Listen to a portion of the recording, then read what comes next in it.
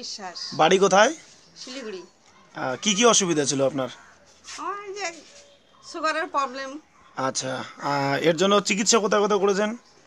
চিকিৎসা আমি তো ডাক্তার অনেক দেখাইছি, আচ্ছা। ডাক্তার তো ধরতে পারে নাই। কে বলে লিভারের প্রবলেম, কে হ্যাঁ। বলে গ্যাসের প্রবলেম।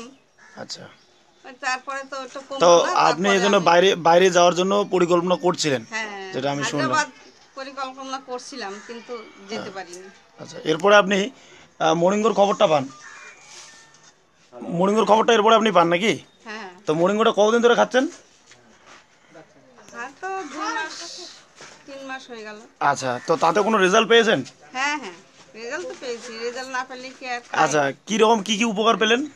উপকার মানে এই যে সুগারটা কমছে, এখন খেতে পারি, আগে তো কিছু খেতে দিতে আচ্ছা আচ্ছা, পারতাম না। আগে খেতে পারতেন না, এখন খেতে পাচ্ছেন? এখন খেতে পারি, আচ্ছা আচ্ছা, আর শরীরও ভালো হয়েছে। শরীরটা অনেকটা উপকার পেয়েছেন। হ্যাঁ আচ্ছা, তো আপনি খুশি? হ্যাঁ, আমি তো খুব খুশি। এখন মোটামুটি এনার্জেটিক লাগছে আপনাকে? হ্যাঁ। কাজ টাজ করতে পারছেন? হ্যাঁ হ্যাঁ আগে তো আপনি আমি শুনছিলাম দাদার কাছে আপনি উঠতে পারতেন না। হ্যাঁ হ্যাঁ, এখন তো অনেক দৌড়াদৌড়ি করি। আচ্ছা, মর্নিংয়ের কৌটোটা আপনার হাতে আছে? এটা হ্যাঁ দেখাবেন? আচ্ছা আচ্ছা, এটা আচ্ছা, এখন কি দৌড়দৌড়ি করতে পারেন? হ্যাঁ হ্যাঁ। আগে কি বিছানা থেকে উঠতে পারতেন না? না, খালি ঘুম পাইতো।